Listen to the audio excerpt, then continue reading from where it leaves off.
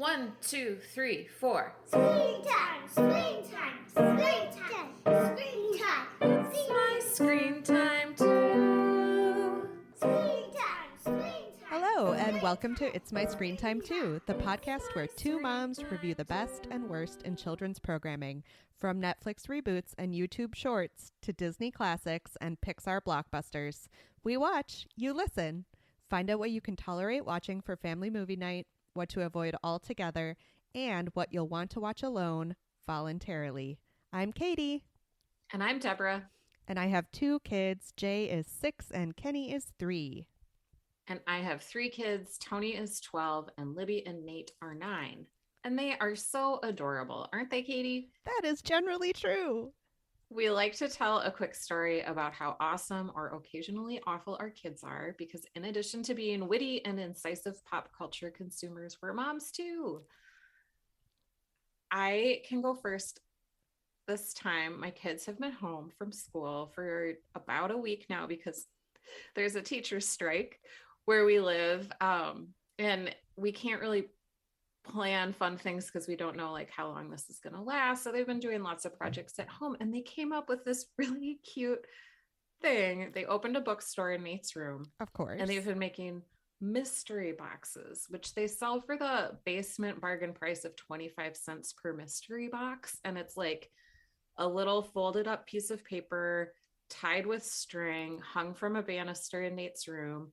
And then you buy the mystery box, you unwrap the string, you unfold the paper, and then you get like a tiny little adorable cutout picture of a stuffed animal that they own. Oh, that is so enterprising. This is a podcast, so can you see that? Oh, That's so it's waddles. like a drawn image. I thought that they were like printing out pictures. That is so cute. It's really adorable. And super fun to buy a mystery box. So maybe we'll open up an Etsy shop if the strike continues for a lot longer. I love it. Oh, that's so sweet. How about you? So, when you have a baby, you very quickly become like pretty chill with like poop and vomit. Mm-hmm. So I realized that there are some things that I'm not chill with. Like I thought I was like over being grossed out by pretty much anything, but Jay lost his second tooth recently. And the first one he lost at school, and it was like all new. But this time he was all about it, and he was wiggling the heck out of that thing. And by the end, he would like open his mouth and be like, "Mom, look how wiggly it is." And it would be like perpendicular to the rest of it. And I couldn't even look. I'm cringing. I can't deal. Like, I love my children and I love everything they do, and it has been a long time since there was ever a moment when I was like, I can't look at you right now.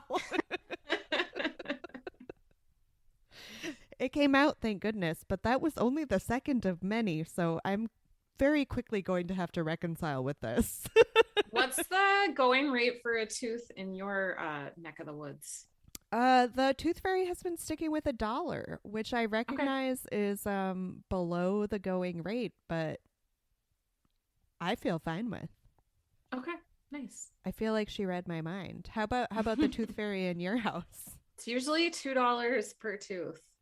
Wow. Yeah.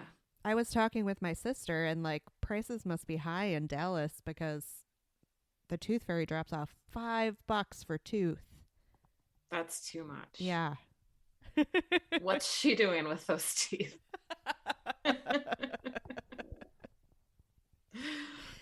So let's talk screen time in the news, but not yet. Yeah. Our screen time in the news article this week directly relates to the movie we are reviewing. So we're going to fold it into our main discussion instead of talking about it up front. Sounds Do you have good. any follow-up from our last episode or any general news about your screen time?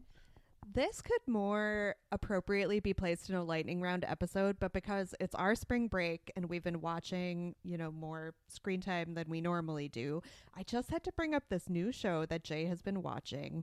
I posted about it on our socials, I think a few weeks ago when I first heard that it was coming out.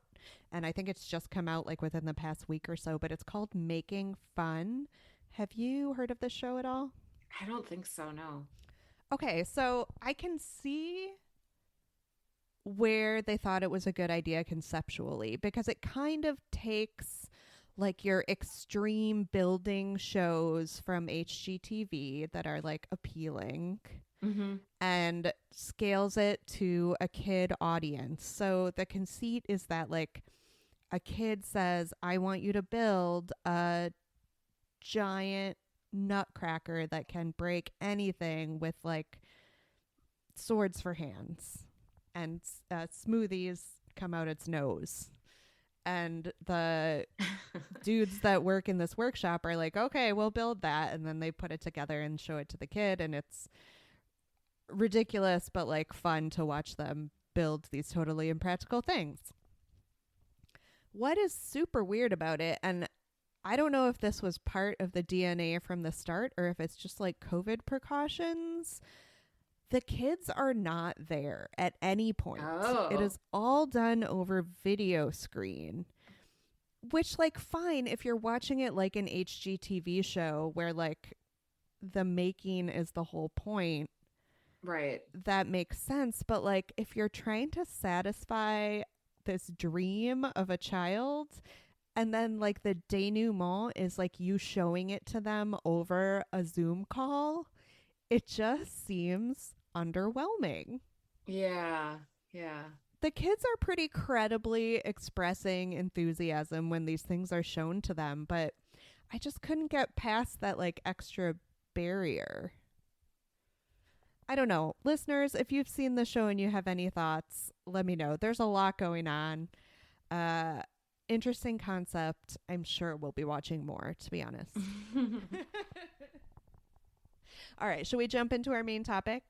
Let's do it. All right, listeners, we are super excited to be talking about Pixar's latest blockbuster, Turning Red. It's Pixar's latest release. It just came out on Disney Plus on March 11th. It is rated PG. It is 1 hour, 40 minutes long. It's directed by Domi Shi, who worked in animation on such Pixar hits as Inside Out, Toy Story 4, and Incredibles 2. But it will come as no surprise that she also directed the Pixar short Bow in 2018, which deals with a lot of the same themes that Turning Red does. So Domishi wrote the screenplay with the help of Julia Cho. We discussed this movie on a previous episode about the thorny issue of releasing features on streaming instead of in theaters. So this movie was originally scheduled to be released in theaters and was moved to streaming due to COVID concerns. It is set in Toronto in 2002. And the basic outline of the plot, which I feel like does not offer any spoilers, is that 13-year-old Maylin finds that she turns into a giant red panda when she experiences strong emotions, and she has to reconcile this new side of herself with the rule-following persona she adopts around her family. We picked it because we were just excited to see it, obviously. Yeah, I think like we like to keep our finger on the latest Pixar releases and the latest Disney releases. So Let's talk about if we liked it. let's Should we? do that. Did you like the concept? Did you like the plot? I pretty much knew I was going to love this movie from the trailer. Mm-hmm. It had an adorable concept, the whole embodiment of the awkwardness of the teen and preteen years as like actually becoming some sort of monster was really immediately appealing to me. How about you? I liked it. I went into it not really knowing much other than the girl turns into a red panda. I didn't know it was going to be about puberty. It felt very original and clever and heartwarming up by the end of it. Mm-hmm. How do we like this compared to other recent Pixar releases? We watched Soul like around this same time last year and didn't love it. Yeah.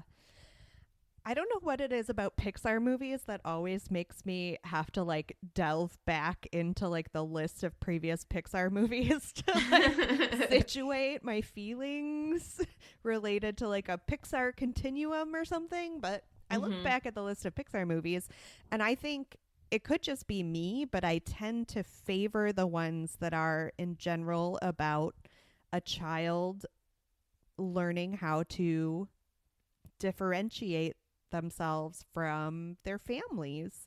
And the ones that I've really loved recently have been Luca, which we did not do a review of, but I absolutely loved.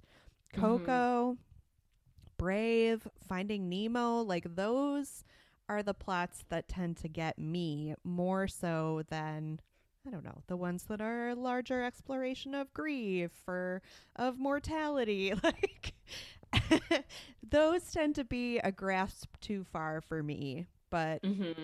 the smaller family stories really get me. How about you? Yeah, I thought it was very relatable themes going on in this movie, but like the vehicle that drove the themes felt very new. Mm-hmm. Like I hadn't seen anything like this before, even though it's a tale as old as time. Exactly. See, Yeah. that is what I immediately felt like it excelled at because I was Hmm. obviously thinking about our review of Soul and like everybody dies, right? It's a universal experience. Right. And that did not hit for me as a universal tale. Puberty is also a universal experience, and this movie hit for me immediately, despite the fact that, like, so much was quite literally foreign about the plot. Like, it takes place in Canada Hmm. in 2002, which I was a long way from being a preteen in 2002. I was Right. old.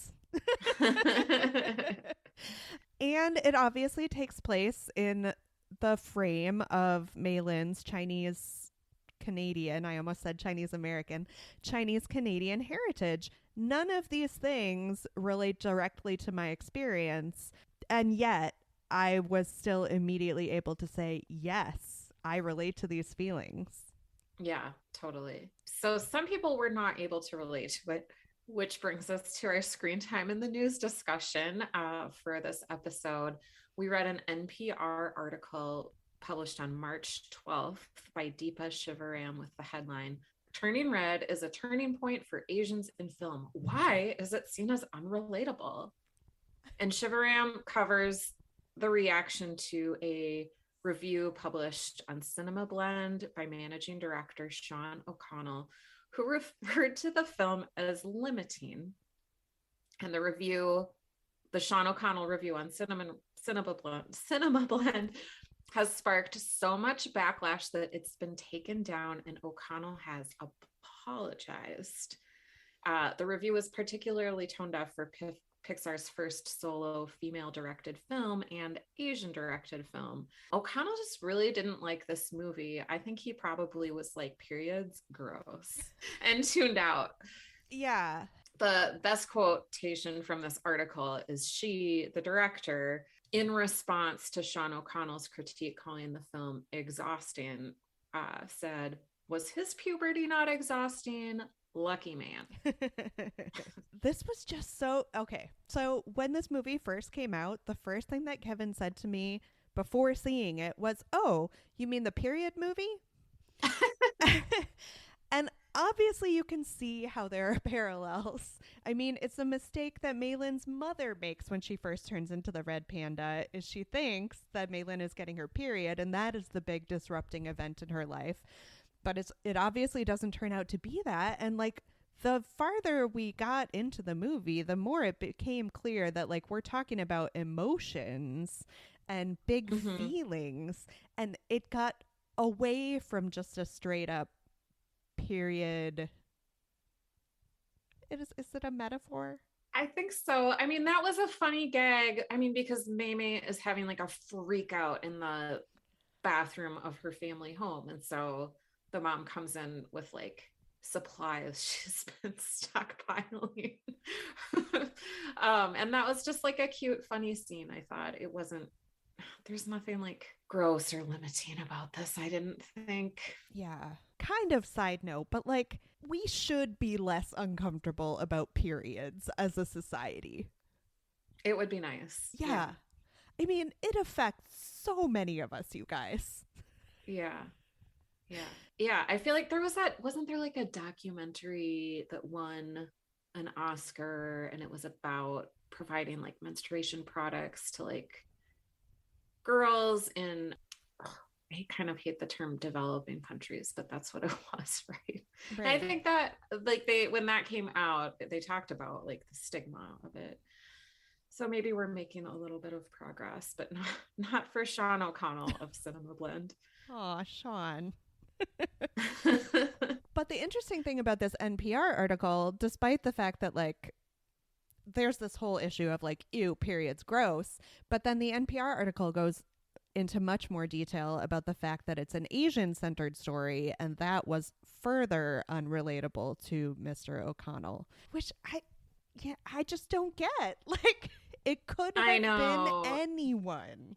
I know. It made me think about like the old movies from our youth, like Stand By Me, where it's like the club of, you know, three or four friends who are really in it to like try to do something, or like Goonies, or even what's the one with the upside down?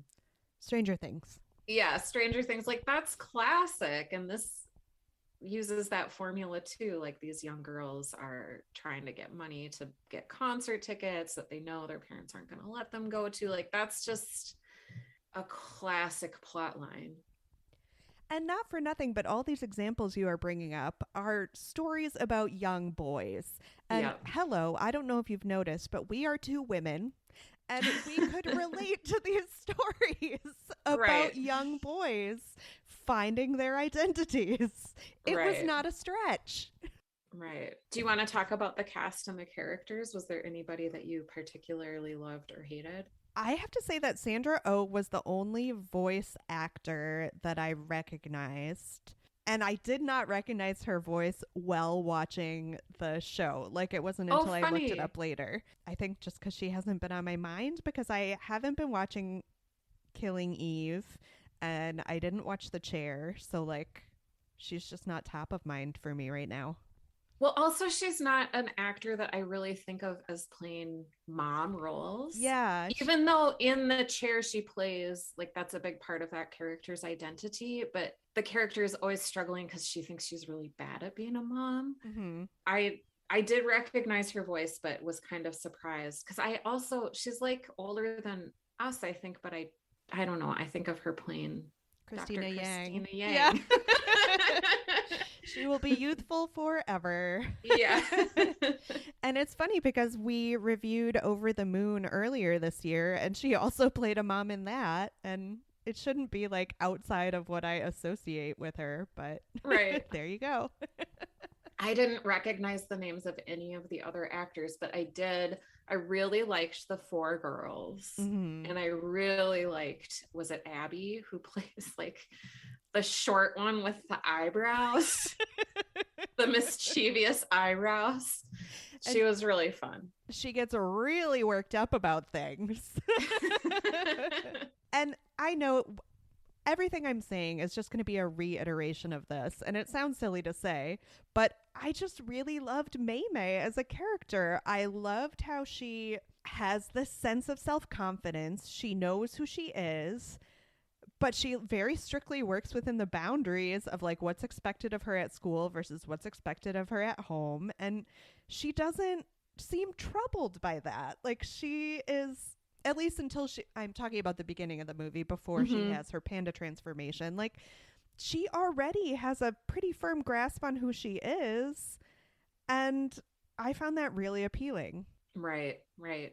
How did you feel about the setting in 2002? Did it really take you back to your early college years? Honestly, I thought this is maybe my age showing, but I just thought it was like sort of a universal time period. I didn't realize I watched the ending two times. I didn't realize that it was 2002. I just thought boy bands were like a universal thing that's always around for 12-year-old, 13-year-old girls to obsess about. See, I think you're forgetting that there was like a long dark period of the soul in which boy bands were not a thing because they were very big in the early 2000s. And Mm-hmm. then with the arrival of K-pop on American shores, like they are big again now. But there was a big chunk Mm-hmm. of time, I feel like, where they were not the thing. Very much not the That's thing. that's true. Well, I watched like the whole thing and didn't realize it was like a particular time setting, so I feel kind of silly about that. But I did like it, but it's like sort of a NSYNC style, Backstreet Boys style band that Uh-huh. is the concert that the girls want to go to, and that was really fun. I thought there were several wonderful period specific choices made. Like this was just a small beat, like when Mei Mei first accidentally turns into a panda at school, like there's a girl in the bathroom that like sees her who is wearing Ugg boots. Oh, I didn't notice A that. very 2002 moment. And then Mei Yeah. Mei very deliberately has like two slim parallel bobby pins holding back her hair. And I was like, yes, the plain parallel bobby pins. That felt very 2002 to me as well. hmm Did you pick up on any of the anime influenced animation choices? A little bit. So when the characters, especially in the concert scene, when like the boy band starts performing, the girls and like other people in the audience like have this anime reaction where their eyes get like giant and tear filled when they're just like fawning over the boys, and that was really funny. Like they're having like this out of body ecstatic experience. That was a funny way to show it. I was actually really glad that I've been watching a fair amount of Pokemon with my kids Mm, because I don't really have any other associations with anime. I don't watch a ton of it. And I think if you had just dropped me into this movie without that background, I might I might have been put off by it, but mm, I've gotten used to like the emotional shorthand as seen through animation shortcuts, sure. which I feel like we talked about this a little bit with Hotel Transformania, like the preoccupation that modern animated movies, particularly from Disney and from Pixar, have with realism Mm-hmm. has kind of like seeped into our collective souls as like what Mm-hmm. we should expect from an animated movie. And I think had I not been primed by watching a little bit of anime in Pokemon, I would have had issues with like the sudden appearance of those big watery eyes or like the sudden like stylized movements meant to convey excitement or something. Oh yeah. So there's a sequence when all the aunties transform, and my kids who watch, oh, they watch this show called Naruto, Mhm. and they were talking like they broke it down for me, like which characters were doing like stuff they've seen in Naruto, Uh-huh. and so that they were definitely schooling me on the anime influence Yeah. in this movie. I love that it was there. It again reminded me a little bit of the mixing of media that we saw in a movie like Mitchell's versus the Machines. Yeah, yeah. So, what did you think about the music? Was the fake boy band music real for you? It felt good. It felt right. How about you? It felt I the song that they sing to like transform the mom at the end. I'm pretty sure is a ripoff of Everybody by Backstreet Boys Mm-hmm. because I played that after I watched it, and like it's not exactly the same melody, but it's very close. I saw that Billie Eilish had like writing credits on the music. Oh, okay. Yeah. So that was interesting. Can I make The one small quibble with the presence of the lyric tummy? That was weird. And Nate kept saying, because I watched this with my kids, every time that lyric would show up, Nate was like, I just don't get it. Yes, Nate, I am with you. Because the phrase is like, no one turns my tummy like you, as if that's a good thing. But when I hear Right. the phrase turns my tummy, I think somebody's going to barf. Yeah. How about the rest of the writing? I liked the dialogue a lot. I thought it felt very like it kept driving the plot forward, and like the exchanges between Mei Mei and her mom were so fraught that they felt real to Yeah. me, like a real pre-adolescent would be having with their mom who's having a hard time that they're growing up.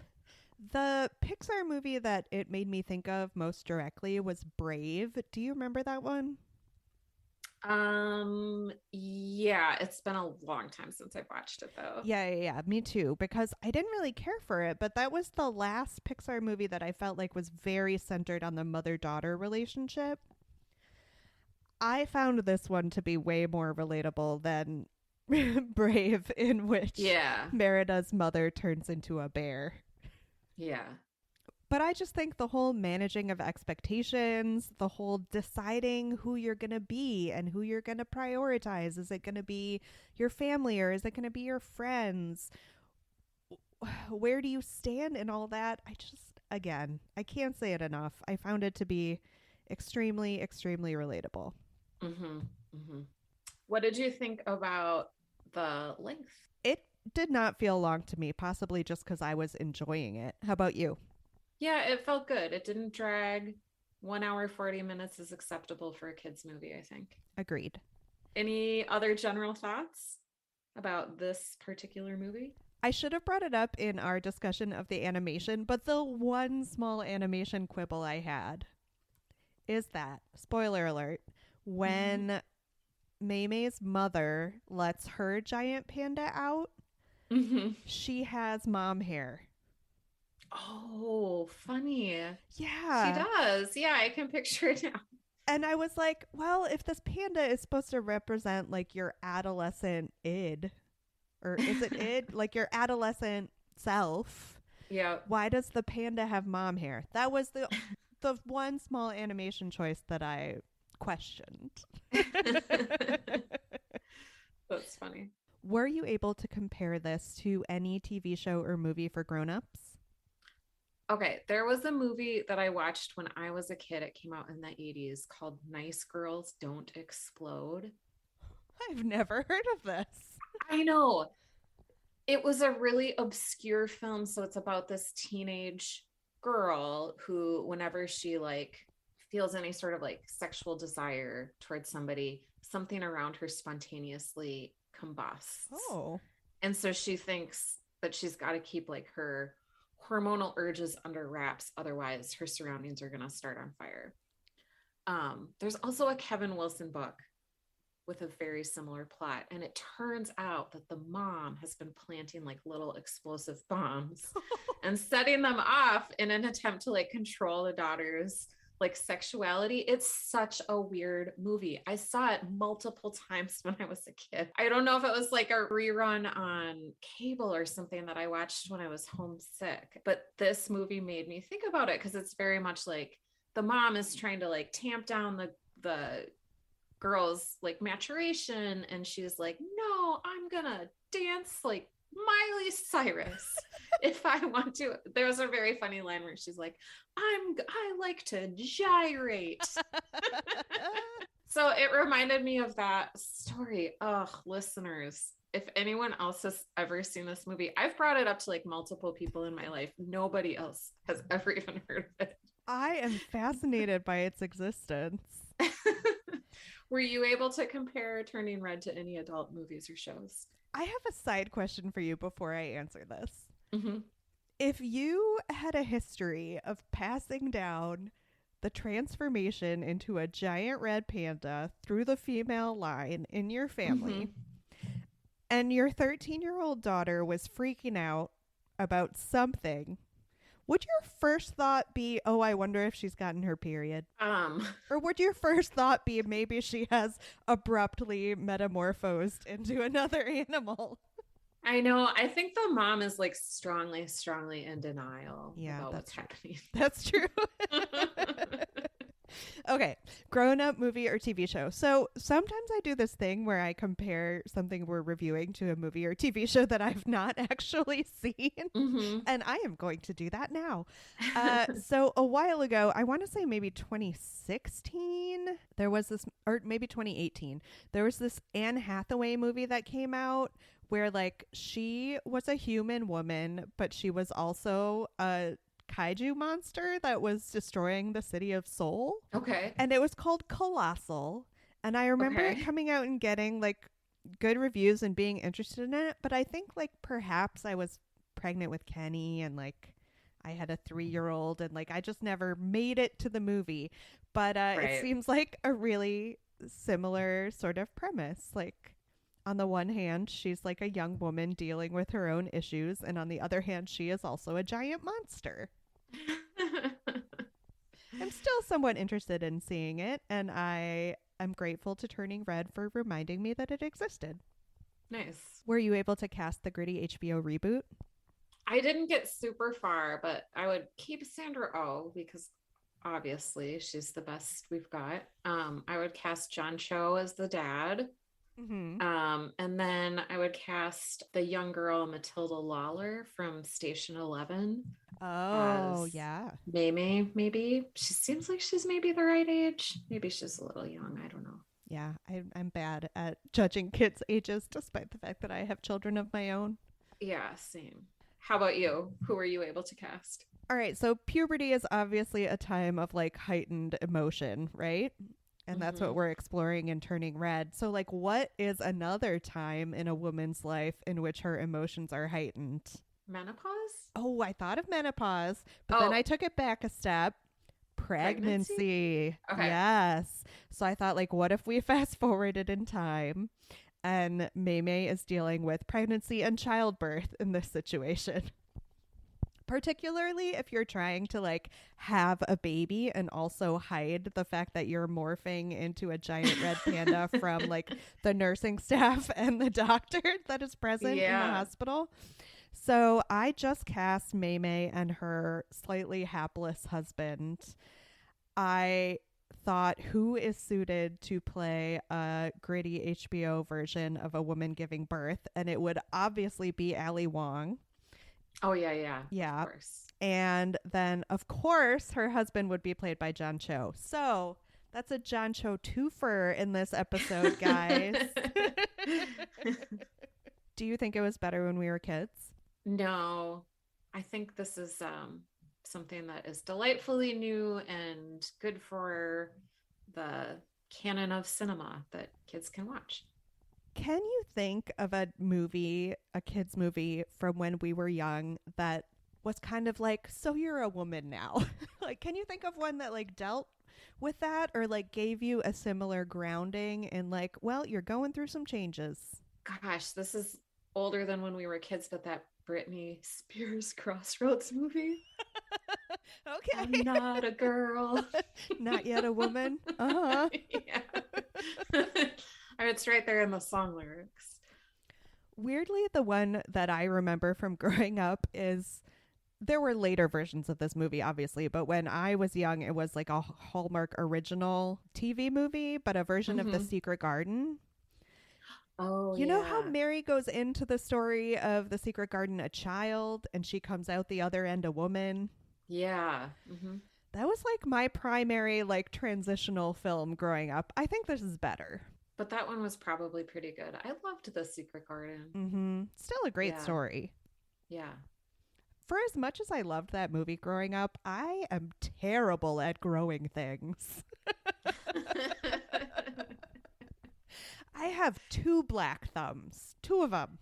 And I live in Florida where like everything grows. Would you ever watch Turning Red alone voluntarily? No, but that's because my kids really liked it. So I think if we watch it again, they'll definitely be on board. Yeah. I didn't even ask, did your kids like it? Yeah, I was going to say this is a really nice transition into whether or not this is good for our kids, because I feel like your kids are kind of perfect age Mm-hmm. and mine are a little young, but it goes back to the question of relatability, because I felt like even with Kenny, he is not aware of like the transition of puberty as a thing. But Mm-hmm. like a kid turning into a giant red panda is something everyone can get behind.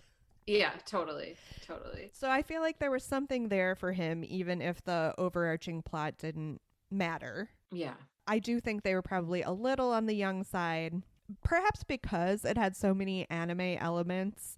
I didn't think there was anything that was particularly scary, even compared to like your average Disney movie where there's even the confrontation with the big bad, which in this Mm-hmm. case is Mei versus her mother. It was not overtly scary for either of my kids Good. Good, good, good. at 3 and 6. What did Tony think being on the like older range? He liked it. He wasn't into it the first time we watched it, but then Libby and Nate told him it was really good, so he watched it the second time.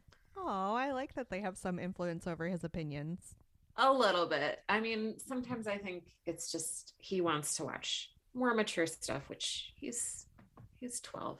I get it. Yeah. Ratings? Well, I would give it a 4.5. How about you? I would give it a 5. I never rate things higher than you. I really liked this movie. Yay.